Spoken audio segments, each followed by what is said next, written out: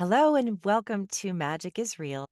I'm Shannon, I'm a psychic medium, and I'm here today with Bob Copz, who I was thrilled to have met at the Near Death Experience IANDS conference. That's the International Association for Near Death Studies, for those of you that may not be aware.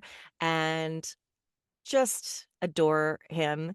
Bob is an afterlife researcher, and he is the author of some books on the topic. So I would love to start by having you, Bob, tell us your background. I know that you have a background in economics and other industries that are not spiritual related, but you are a researcher. You are also on the board of IANDS. And so you're very integral in the community. And we're going to talk about some of your insights and what you've learned. But I'd love to start by just kind of giving us an idea of who you are, what your interest is in this topic, and how it all came to be in the first place. Okay, yeah, that's it started during my study of economics. And if you think economics is a very down to earth business, that you're right. But also, when you do economics, you can be spiritually oriented. I'm the proof of that. So, during my study, I was interested very much in it. And what really triggered my interest in NDEs was the book by Raymond Moody. I think many people can say that, but the thing that struck me really in the book was that there is no judgment. And you have to know that I was raised Roman Catholic, and that was with hell and purgatory, and you believe everything your parents tell you. So I believed it, but I always had an idea that's not correct. And then in this book, it said is not correct because there's no judgment. No one judges you. You can judge yourself, but you don't even have to do that yourself. And that started it. And at first, I was doing my career, and then something like 20 years ago, I started comparing NDEs with religions, and that got out of hand. And I put that in a book, and it was published in the Netherlands first, and then in the United States. And then at the same time, I went to conferences from IANDS, and I met so many very interesting and nice people. And I can just only advocate for listeners to go there because it's really, and you have had that experience yourself. It's such a nice atmosphere there. It's people feel connected more so than on an economic conference, I think. And that really struck me too. And I came to the United States 12 or so times that I went to these conferences over the last 20 years. So I didn't go every year because it cost money to go from Amsterdam, where I live, to the United States. And I became a board member a year ago. Yeah, that was very nice too. Yeah. And they're so fortunate to have you. You're such a lovely person. And I also want to second Thank that, you. that it's not just about the conference, although the information is so fascinating. The speakers are so fascinating. The events are fun. But what sets it apart is that everyone there, I mean, I can't speak for everyone, but the general vibe is that most of them have died and come back, or we understand near death experiences and we understand that, as you said earlier, there is no judgment. We are all one. Literally, we are all one, stuffed into these different costumes and have different life experiences. So I was late for my volunteer shift, and it's like time is an illusion. It doesn't matter. Nobody sweats anything. It's just like we're all just everyone's just in a place of connectedness and joy. And they may even be in grief, but there are people there to hold space for them. And so it's probably one of the most accepting, l- right off Yes. the bat, your best friends. It's like we see Yeah. each other for the souls that we are. And there's such a lack of judgment or just general pettiness that happens in real life. That's such a it's such a safe, amazing feeling. Yeah, and you were there just in time, so you're not late. You're just in time. Exactly, And and I that all happens yeah, to everyone, I think. Everyone that takes the decision to go there, that's your time. that is so true, and I'll say one other thing, and then we'll deep dive into your stuff too, but It was my first time going, and I am a medium, right? But I felt so much spiritual energy there, like Yeah. physically, and I Yes. thought I might be getting COVID because I had chills the entire time. Other people there said, "No, that's just the energy." And sure enough, my abilities opened up so much wider just by being around you and these people. Yes. And when I got back, and spirit was speaking to me clearly. When I got back, I've just been hearing spirit, sensing spirit. And I just did my first group mediumship reading that I was so nervous about. And it was like people talking to me. It didn't even feel like spirit. It was just like easy. And I really credit the experience I had at IANDS for helping me to trust enough to let the energy flow, because being around you all, hearing your stories, hearing your insights, feeling the spiritual energy was like, no, I can totally trust in this. So everyone should go. Everyone should go if they haven't. It's You know, not only for people who've had an NDE. not It's at all. like I didn't have an NDE, and I know there are a lot of other people who didn't have an NDE but are interested for one or other reason. And they also feel this. You can feel the energy that's going on there. And there is so much. There are so many nice people, and you feel directly connected, and you can ask anything of everyone. Everyone is opened up, and that's totally different from if you go to an economics conference, which I have been to.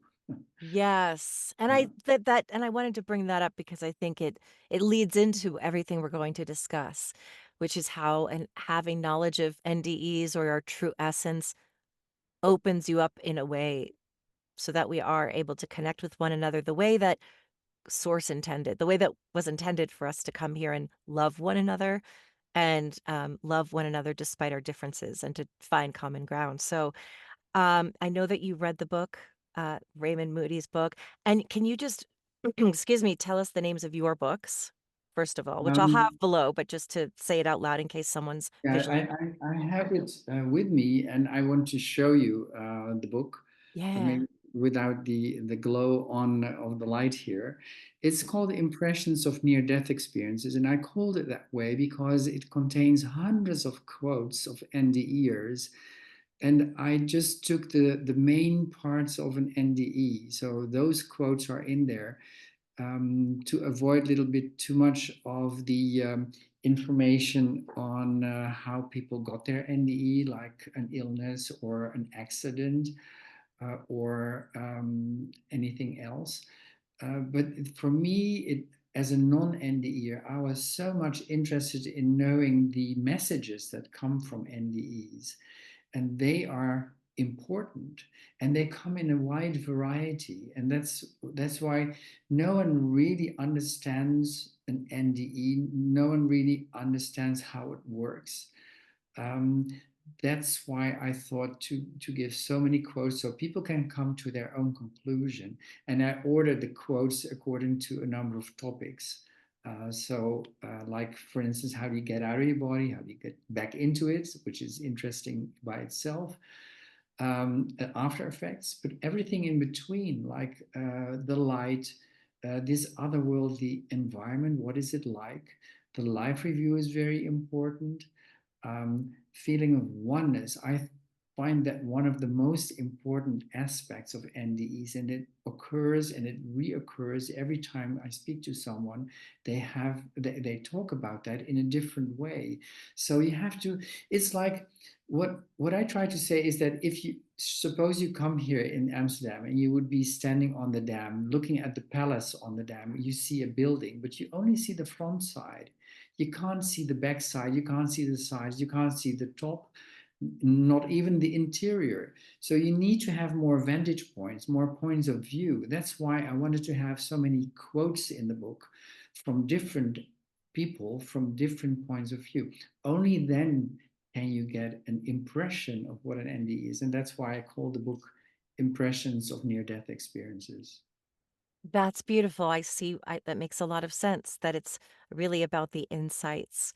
Obviously, it's so interesting to hear about how people die and what that's like because we all, as humans, well, not all of us, but until a lot of us fear death and we don't know what's going to happen. And so everyone wants to know, oh, what is that like?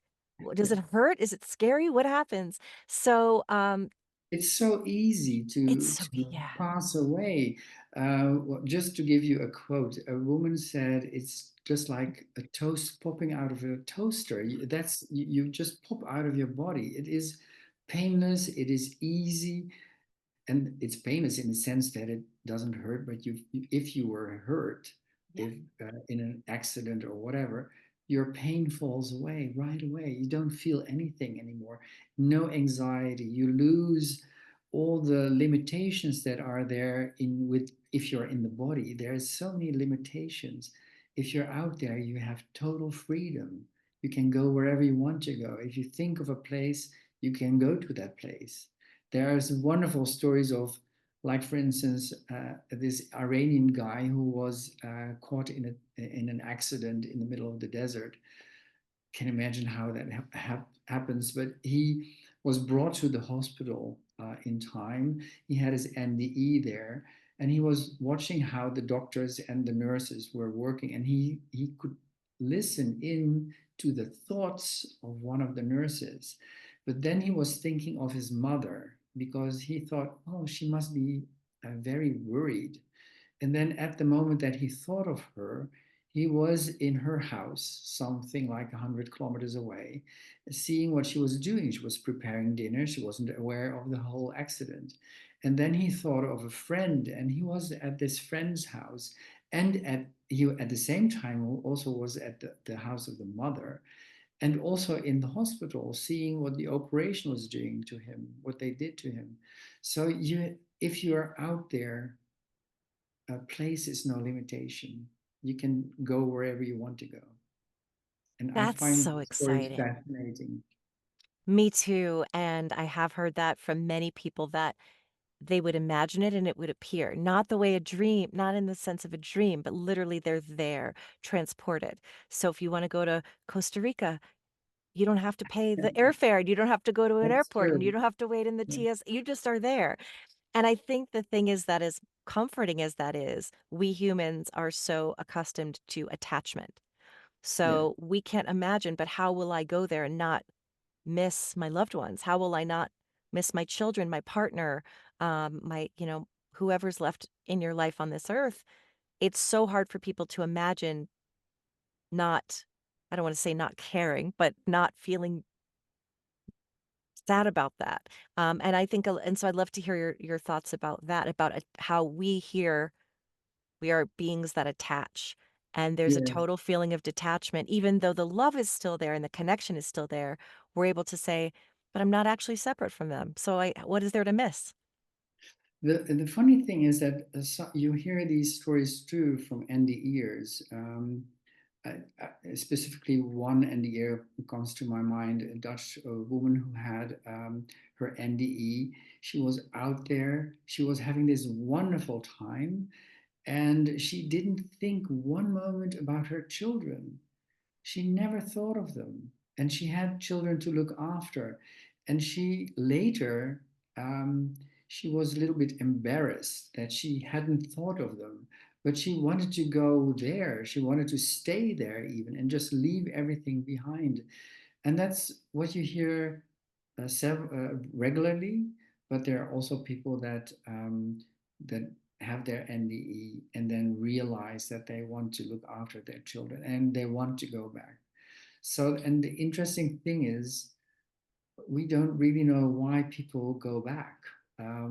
Sometimes people are sent back, like you have to go back. There is a reason for you. You haven't finished yet. But sometimes it's a choice is given. So you can choose either to go back or to stay. And that we don't still know why the difference is. It's interesting that some people really need to go back. They're pushed back. It's always gentle. Most of the time, it's gentle.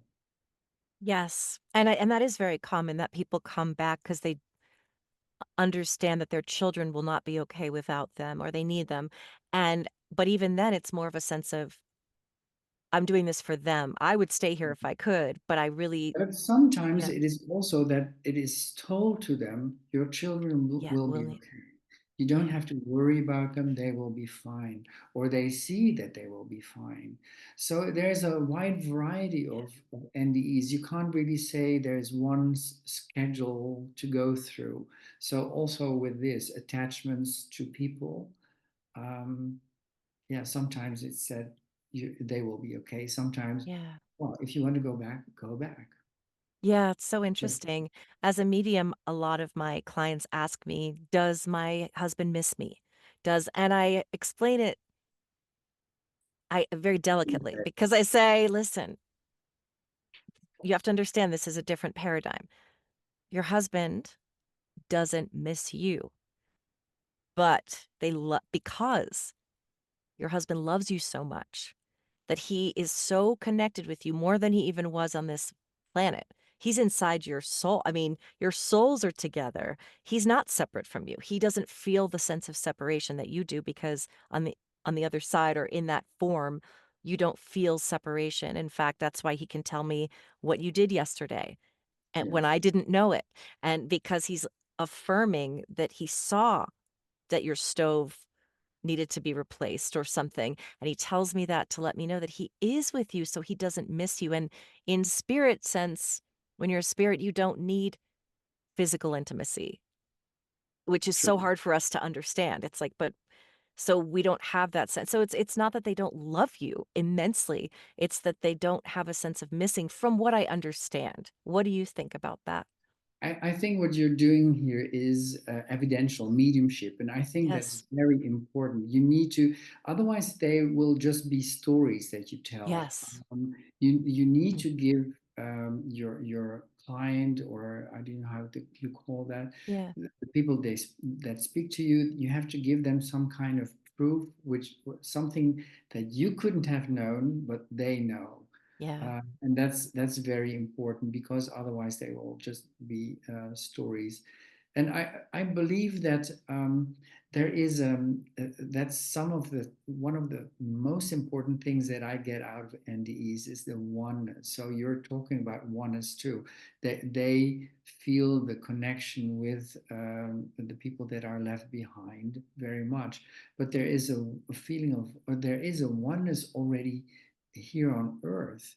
I mean, you are sitting in the United States, I'm sitting in Europe, in Mhm. Amsterdam, but we are, without knowing it very well, we are very much connected. That's one of the things that NDEers say. They are really astonished by the interconnectedness that they feel towards everyone, also the plants and the animals and nature, but towards each person. And what I always ask people in my audience to do, and I will do that here too, is to just think of someone that you do not like. And everyone has someone you don't like maybe a politician or the neighbor or so, or your boss. But also that person, everyone is connected with you. Also, you're also connected to that person, and that person is also divine, like you are too. Everyone is divine, every single person on earth. And I also believe that the animals have a divinity within them, and the plants and the rocks and stones. Actually, I think everything is part of the oneness, is part of the divine. What do you think? I agree with you, and I think that, um I believe that, and also I didn't feel it as much until I had healed a lot of, um I mean, I think I didn't become aware is what I'm saying. I was always very loving, but I think when you really start to understand how real that is, it's not just a concept, it's not just a phrase. I just feel like everyone I kind of have joked that I'm the type that when I die, it will say, "She never met a stranger," you know, the old cliche, because I don't feel like anyone I meet is ever a stranger. I immediately feel comfortable, which I did not when I was a child. I was very fearful, very afraid, and I didn't speak because I didn't want to interact with people because it was terrifying. So it's a beautiful gift to be in this place where I think that's why I want to connect so much because I didn't when I was younger. And so I agree with you. I mean, I just know that Rob Gentile's book, Quarks of Light, talks about when he had his NDE, he saw a web of connectedness between each person. And so it's like a web. And so we're just connected by threads. We're like a spider web, and we're each these Yes. little corner. I don't know. That's probably not the best, That but image has yeah, been used by others yeah. too. It's a web. We are part of a web. Like Indra's net is one of those things that it's called Indra's web or Indra's net, and it's a illustration of that.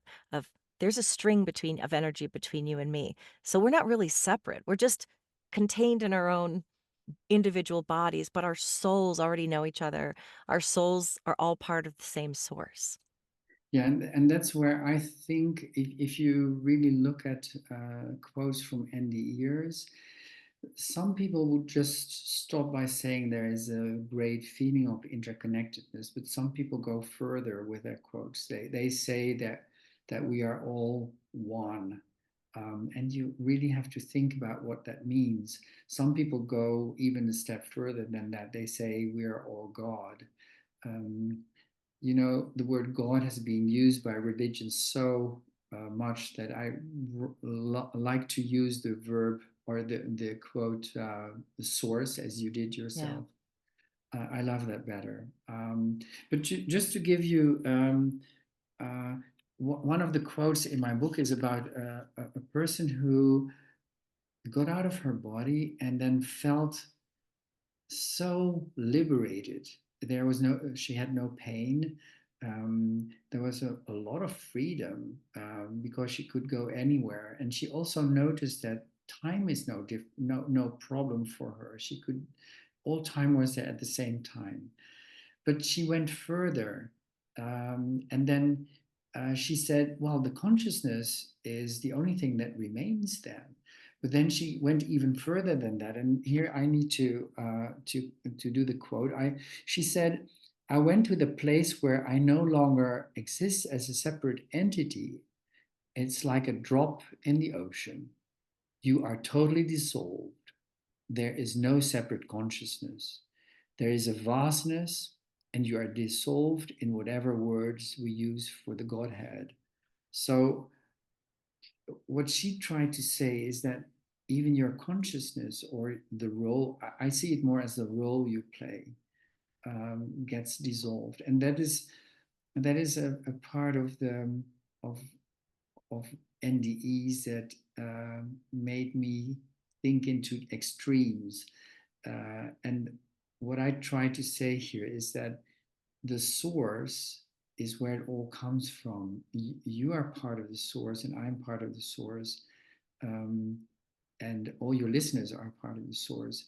The source looks out of your eyes and sees the world.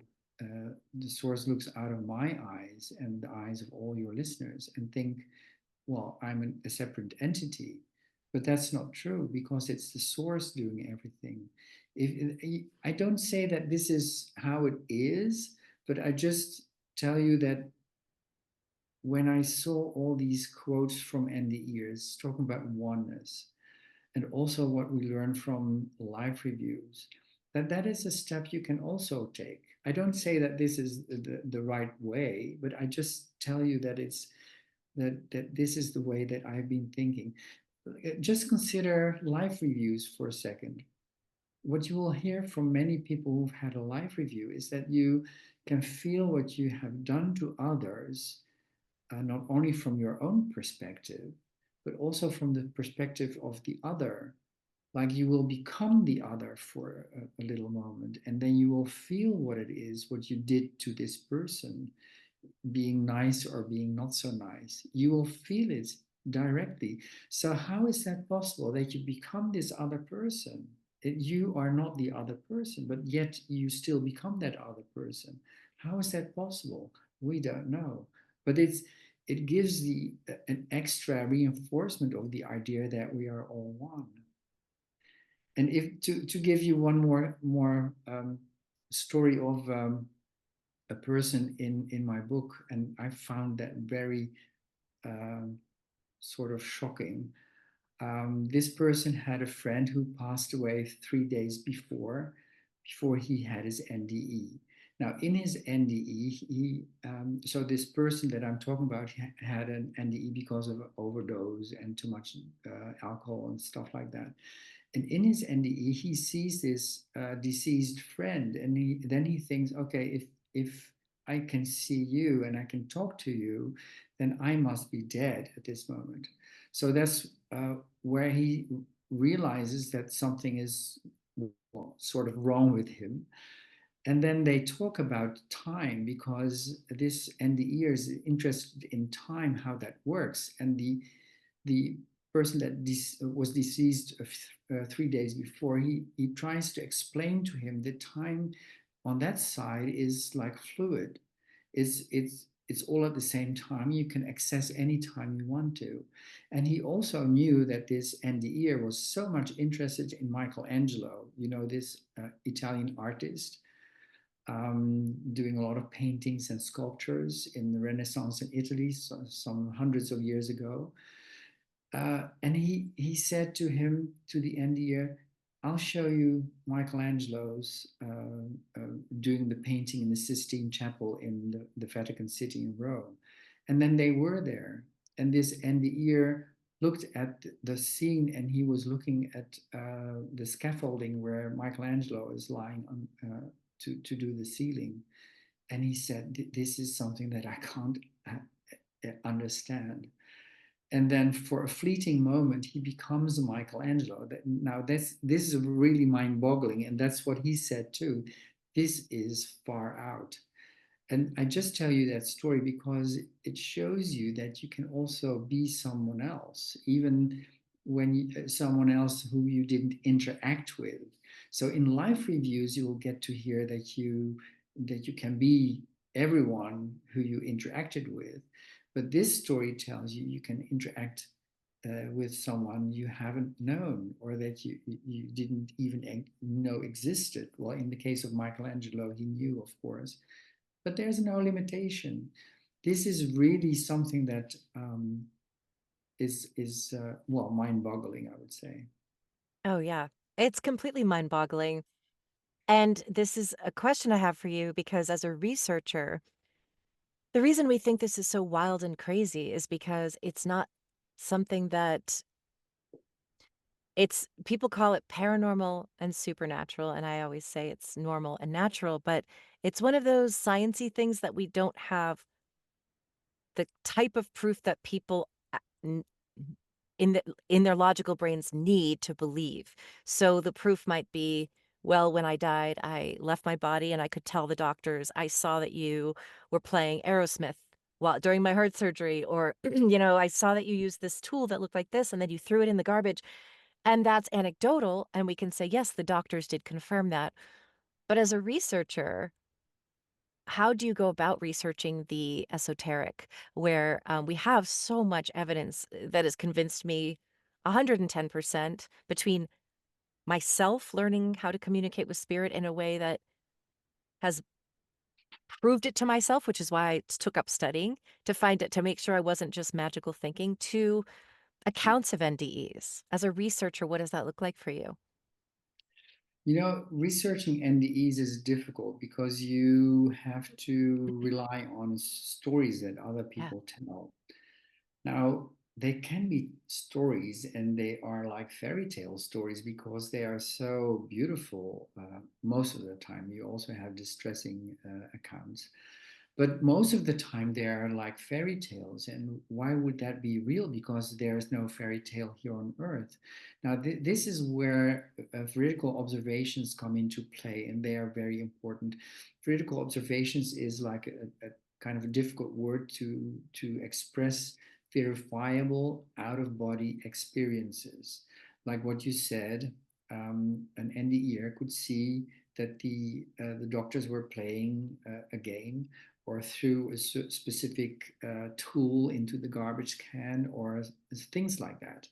There are hundreds of these stories, and actually, I'd like to show you a book published by IANDS as well.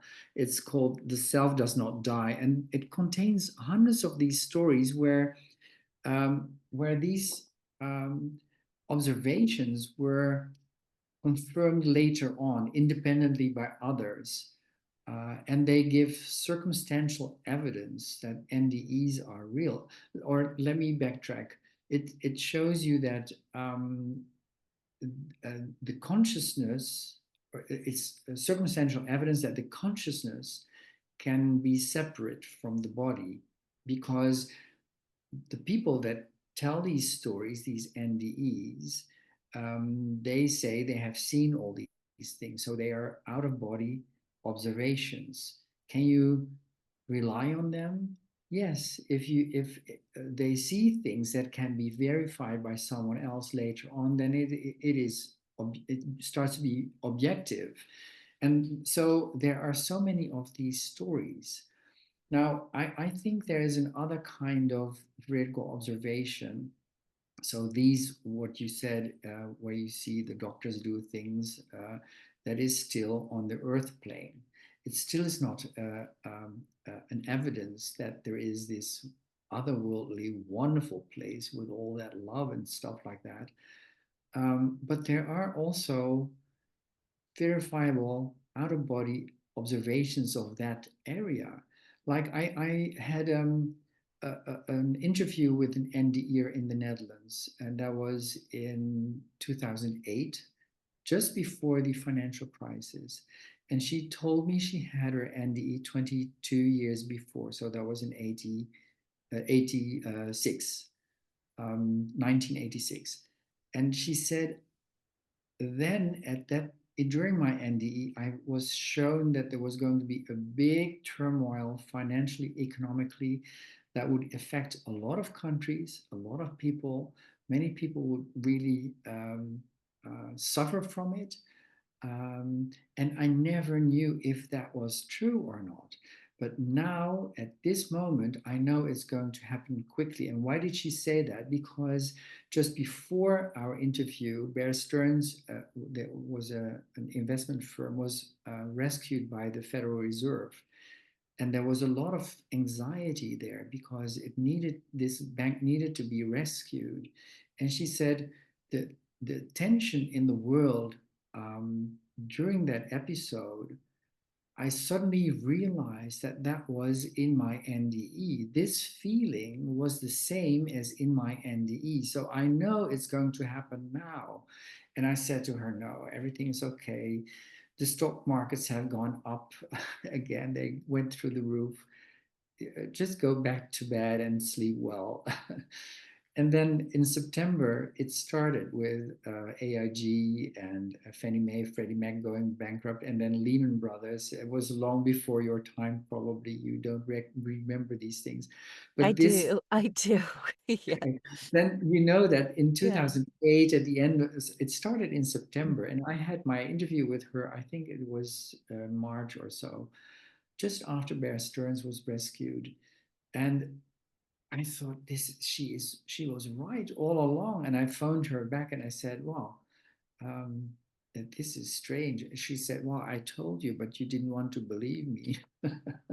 Yeah, And yeah. it shows you that people can get information. And this is not the only story. There are many more stories of people that have received information on the other side, not being in this earthly plane, not here where we are, but there in this otherworldly environment that later on proved to be correct.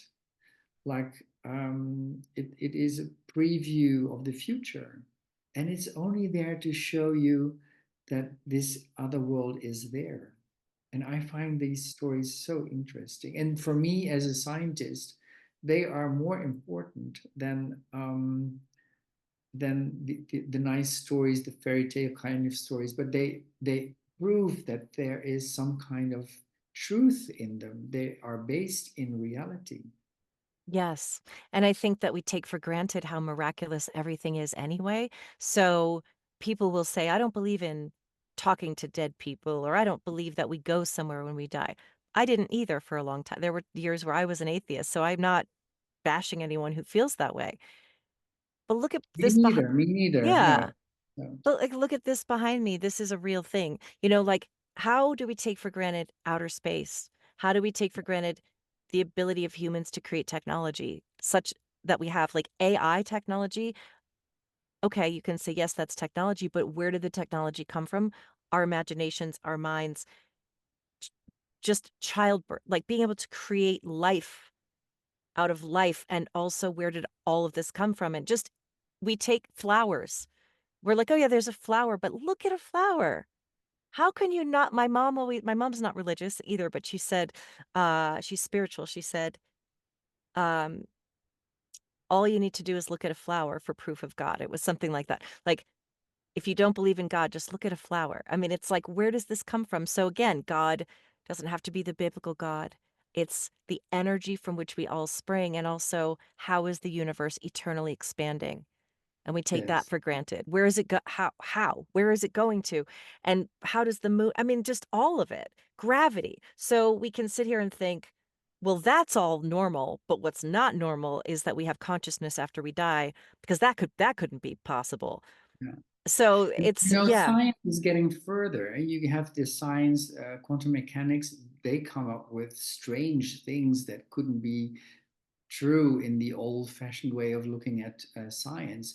But they also notice that the observer has influence over the experiment, something we never thought of that is true. So there is, in science, there are things moving as well. Um, and also, if you think of the idea that the relativity theory of Einstein works, quantum mechanics works, there are two theories that work, and we use them, but you can't reconcile them together in one big theory. Well, you can do that, but you need to have more dimensions. There are a few theories that try to connect these two theories, but they need more dimensions than the four we have. Now, NDEers would say, well, of course, this is another dimension that we were in. So maybe science, when you give them time, they will come up with some very interesting answers. And by the way, what you're doing with mediumship, I love it that you do the evidential mediumship, because that gives you, especially when you do that so often, especially when in your case you have set things right, Yeah. in the sense that you have given evidence that you didn't know, or couldn't have, but you gave evidence of the information that was true. That is also circumstantial evidence. And there is so much of that. You're not the only medium who does that. There are so many of those. And I think I'm glad that you're doing this work. And it's very important. And I hope you continue doing that. And I find the way you started with it very interesting. And I do a course like that in Amsterdam, and I'm not very good at it. But my teacher tells me everyone can do that. Everyone has the ability to be a medium. Maybe some people have the constituency that is better to become a very good medium, but Yes. it's like going to the gym. Also, everyone can make muscles. Some people will have massive muscles in the Mhm. same time that we do work, and I will have a little bit more muscle than normal, but than I had before. But that's how it is. It's like exercising. That's what you do too. Exactly. Yeah. It's exactly that. I wasn't very good at it either in the beginning, but I had some really strong hits immediately that made me realize, oh, that's it. It's that easy. But it's also practice, like you said. And it's also having a specific neurological makeup where you're highly sensitive. And I'll give you an example. I think that you're right about, I wouldn't do anything other than evidential, because I need the proof too that I'm not just telling you, making some stuff up. So people come to me for psychic readings sometimes, and I'm like, I'll do it, but I don't love doing it because I don't get the immediate validation. So I'm like, I don't know if I'm on the right track. I could look at you and say, oh, you're going to move to Hungary one day. And it's like, well, we'll know in 10 years, maybe that'll happen, maybe it Yeah. won't.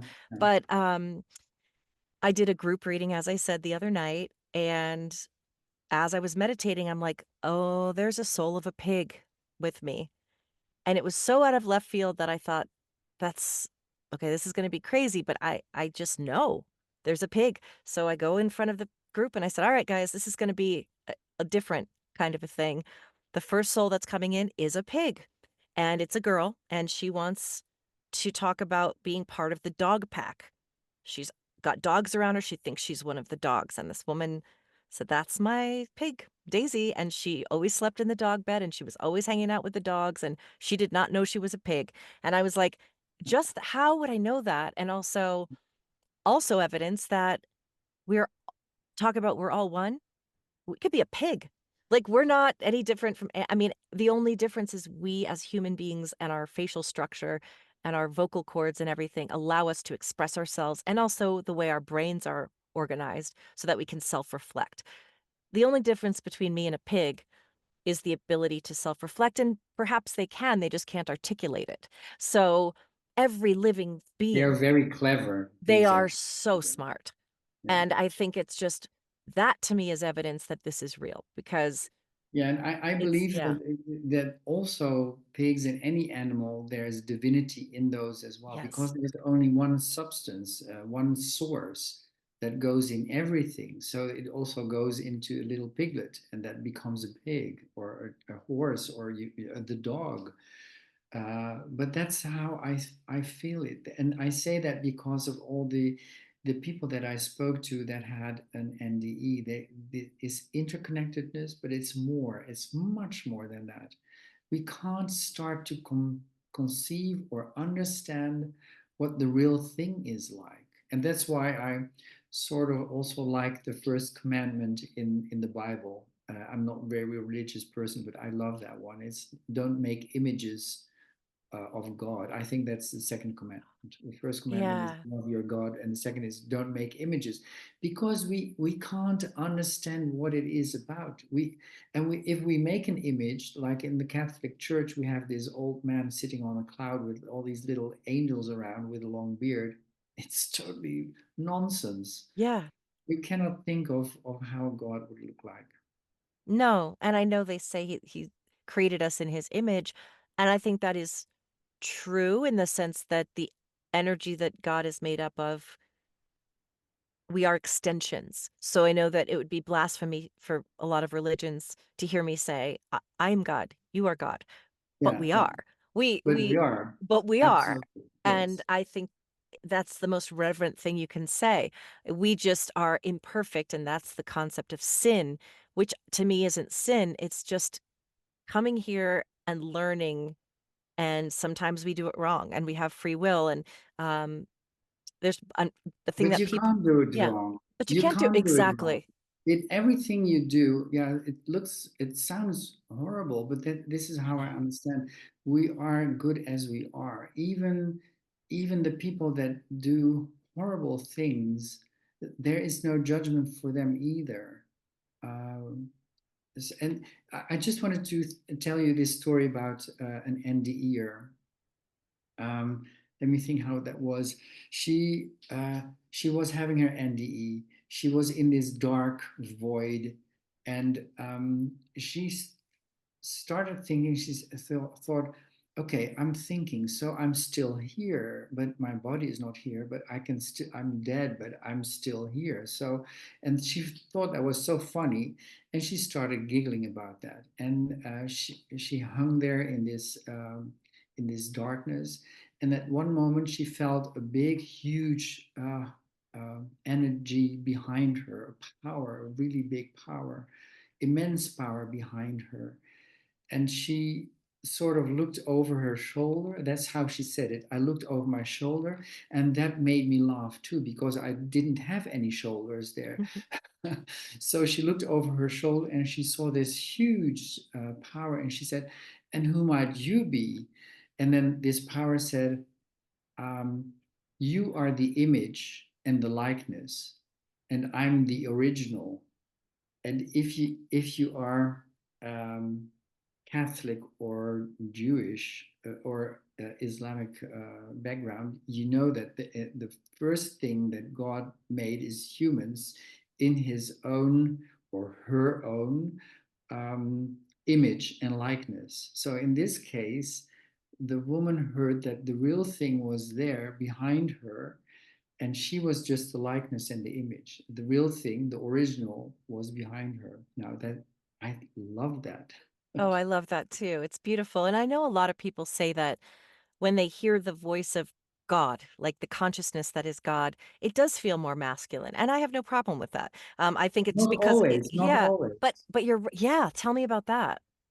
There are people that say it was sort of my own voice. I heard my Mm, voice, which makes sense to me because I think you are divine too. yeah. Or it was a female voice. It gives all kinds of connotations. So female, male, or your own voice. And I, Yeah. well, You're right. I think it's because the power is so strong. A lot of people associate power and strength, yes, with but with masculinity. masculinity, which Yeah. and although we all know the feminine energy is very powerful too, but one Ah, of my friends who I became close with since the conference, he had an NDE and he talked about he said the most beautiful thing the other day was like he felt such a warm, feminine, motherly, loving energy and he said women are the carrier of the stars. Like or feminine energy, it doesn't have to be but whatever that energy is. Um mhm.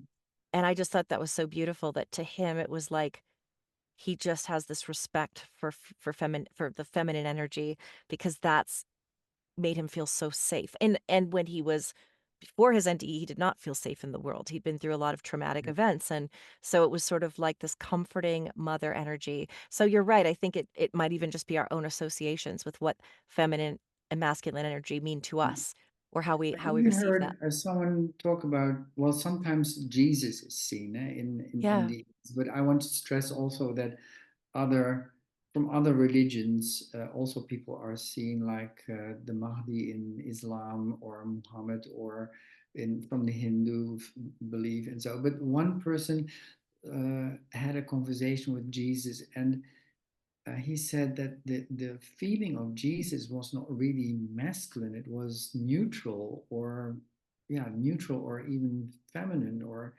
he couldn't pinpoint it, but it was not the masculine person that Jesus is in the Bible, the Right. man. So that's one of the things that I came to realize that NDEs are different. There's no Mhm. one NDE the same as another. What does it tell us? It tells us that there is something out there that cannot express itself in the images or the words or the concepts that we have here on earth. So there's a vast array of ways of expressing this other world. We cannot put it into words because we don't have words and concepts enough. So it shows you that there is this other world that is out of this world, and I would then think of a different dimension or an extra dimension, and you cannot think of how it would look like in this other dimension. That's why I think concepts like reincarnation or the heaven, like with the choirs or the stars or the angels, all those things may be different from what we think they are because we cannot really understand it. We will not be able to understand it because it's a totally different environment. Yes, it's like it goes beyond our paradigm. And my Yeah. mother always said that about spirituality. Like, she's like, well, you can't understand it because it's just not anything that we've ever experienced in this life. And I think that's true because how can you explain there is no time on the other side? What is that? We're like, Yes. what do you mean there's no time? How does that there of course there's a beginning, there's an end. It's this morning, then it's No. at night. It does not exist. No. And I had this download vision yesterday too, where there's somebody in my life that we know that we've known each other in another life, and we've trying to figure like who were we in it. I know that we are in each other's soul family. We both have when I say memories, it's not like I have memories, but we just the minute we met, we're like, there's I already know you. We've known each other forever. And so I said, just show me more about that. And I've done a past life regression where I also was able to verify some things that came through about who this person was to me in at least one life, and I actually researched it, and it was all true, and it was these specifics I couldn't ever make up, like, I heard 52nd Battalion, I heard the name Jacques, and it was like and where they were, and there was some I was from Sweden, and then I looked it up, and Georges Jacques was the, um, head of the 52nd Battalion, and I'm like, I don't know anything about that, but then Mm. I heard you don't have a past life, you actually have a future life together. And I was like, "But it's not like but we can't relate to that." It doesn't mean like, meaning the future is happening at the same time as the past. So there is no past or future. You just and I was like, "Oh, yeah." That's and the theory of space expanding and expanding and expanding into infinity, and there are things that we just cannot wrap our brain around, Yeah, and but that, it'll make you know, sense to us there. I think reincarnation also maybe in reincarnate in the future. These kind of things we can't Yes. really understand. And you know, if all time is there at the same time, or there is time is not an issue over there, then why would you only reincarnate in the future and have past lives? We might have all the lives already now. It happens at this Yeah, moment. Your birth is still there because time doesn't it doesn't disappear. It is still there.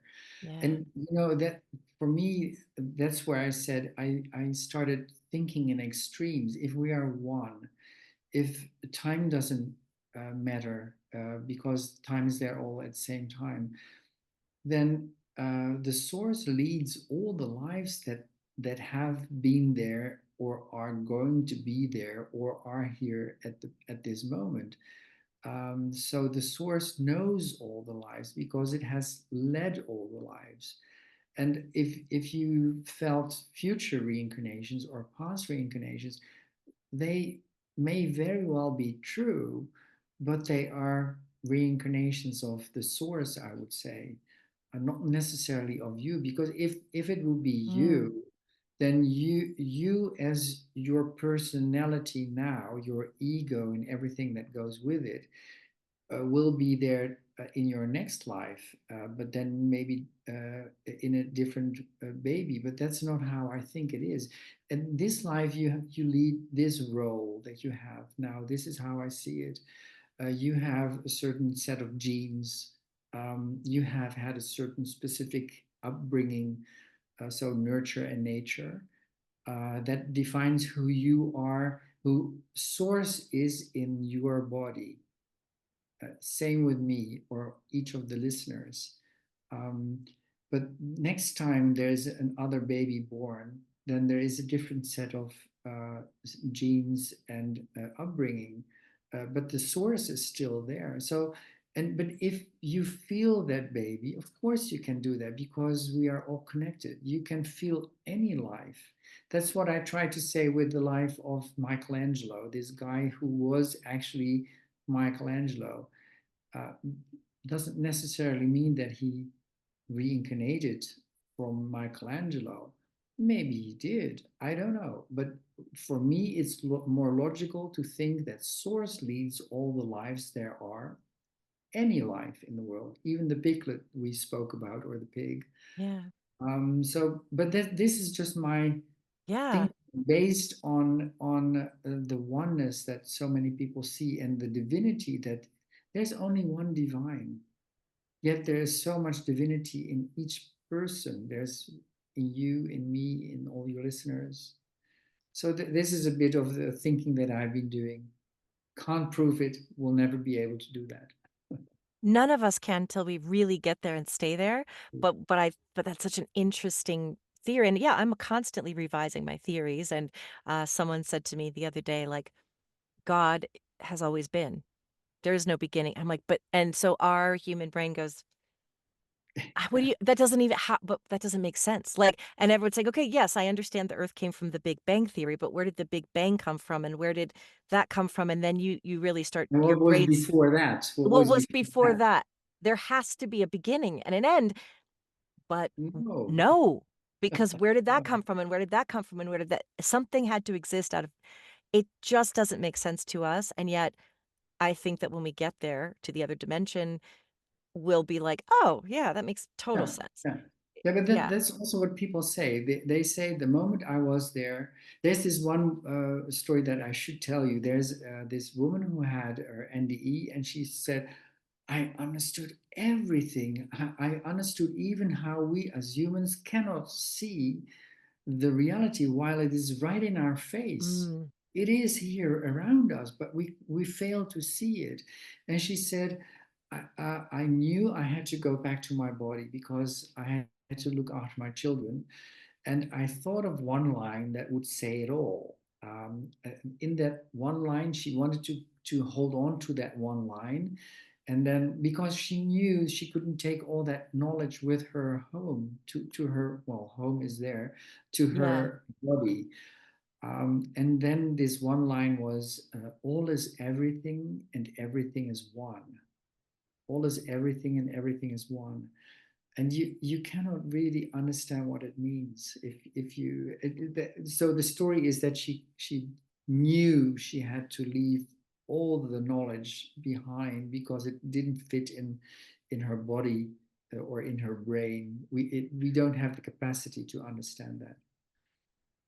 Yeah, He it's also so likened cool. it to like being an ant on our hand. The ant will not understand what is attached to the hand. It can only see the surroundings of the hand, but it doesn't know that there is feet and nails and head and hair and whatever. It doesn't see that, doesn't understand it. Uh, and that's how we as humans are in this world. Well, it is right in our face. Yes. Yeah.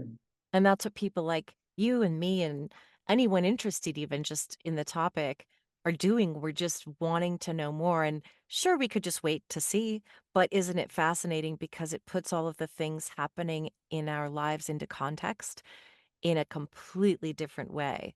So now when you go through the world and you see conflicts happening, challenges, grief, pain, like, why is this happening to me? You can look at it a little bit differently or see the themes through your life that keep coming up. Yes. Oh, this clearly was my soul contract because I could see the themes. And then I keep interacting with people who are triggering the same thing because clearly this is where my work lies. Those kinds of things. How has your understanding of all of this changed the way that you go through the world and see the world? You know the idea of your life review, where you can see whatever you did to others as if you are the others. For me, made me more conscious of how I go about, and I hope that this is really my hope, that if the general public would really understand, based on veridical observations, that NDEs are real, or gives circumstantial evidence for them to be real, that they will understand what the or want to know what the messages are. The messages are love and oneness. So if you really know that what you do to an other, you will feel yourself. You will be more conscious uh, of that, and that's also what changed me. I can't say that I'm a saint, of course. That's not what I None want of us you to are. say. No, but what I know is that it changed the way I look at people, because I'm more lenient. I know that I shouldn't judge others, which I did long ago. I did that much more than now, because everyone has, the place they are in is based on what they did before, or their genes or their upbringing and whatever they went through. That's where they are now. um, can we judge that? I don't know. For me it's more like, I know that there is no judgment on the other side, and I think this is the reason, because we all have a history. The things you do, or the things that I did wrong, wrong being like this, in quotes, is based on my on things that I learned or that I am with my genes and whatever. You cannot really always blame it on me or on anyone, not me as per se. But so that's what I that's the where I arrived at. And you know what I try to do nowadays, and I always advise other people to do the same thing, is to smile at people you don't know Yeah. during the day. And I try to do that 3 times a day. And that's, I not always think of it. And sometimes in the middle of the day, I think, oh, yeah, I need to smile at someone. But it is really important. One of the NDEers said, I saw my life review and I saw it was sort of okay. I was satisfied with what I did. I never did I anything horribly wrong. And then they showed her live review again, but then they showed her the small things where she could have just be nice to someone, just smile out of nothing, out of the blue. And she saw that if she had done that in certain instances, she could have changed the course of that person's day. Like she explicitly mentioned, this one of the people that she saw would be less mean at home when she would have smiled at him. And she said in another case, if more people had smiled at this woman, she wouldn't have committed suicide. So it does matter what you do, and the small things do matter. That's one of the things that I learned from NDEs and from live reviews, and especially this live review of this woman. She's also in my book. That's so beautiful. And I was a kid that was painfully, painfully shy. I was selective mute, so I wouldn't speak to people. And I think that's why I have such a craving now to connect. And I know it's not easy for everyone to do, but that's such good advice. I talk to strangers every single day. And I don't think, oh, I need to pay them a compliment. I just really love to go out in the world and smile and be friendly and kind and open doors and show kindness because it's not a conscious thing. It's just that feeling of connection. It just that'll make my whole day. Like, I just had the most beautiful interaction with somebody where they just were so nice and kind. And it's like you said, not everyone is comfortable with that, and that's okay. Just even if you just text, I've recently, if I'm thinking of someone, I text them and say, "Hey, I just want you to know that I'm thinking that you're on my mind." Let them know you're thinking about them. Let them know. And it's not even just because they could die tomorrow, but it's just like circulating that positive energy because there's so many people that are lost and have lost touch with their true being and their true nature, and they're hating, they're spending time hurting one another, Yes, others. fighting Yeah. others, and that they think are other, and when really we're all the same. And it's heartbreaking and just hard to deal with. But if you can just on that like micro level, like you said, just the way we interact with every human we meet, kindness. And I've been judgment. I think I'm an INFJ or whatever. It's the judgment.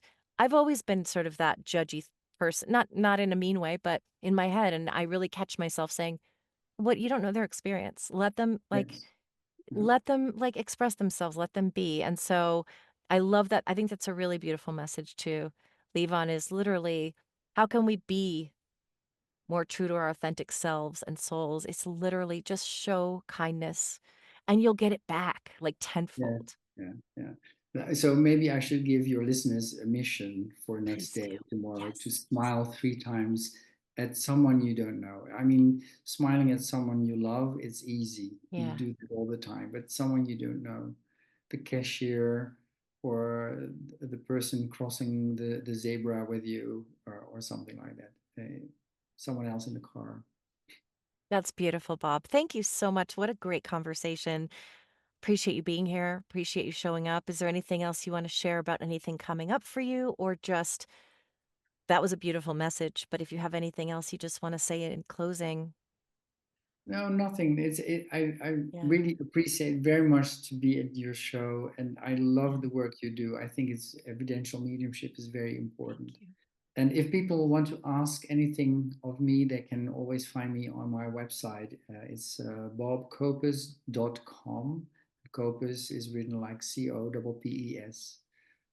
Thanks, Bob. And I'll have the links below, but that's good to have in case someone is visually impaired. So thank you so much for your time, Bob. Lots of love. Love you too. Thank you very much. Bye.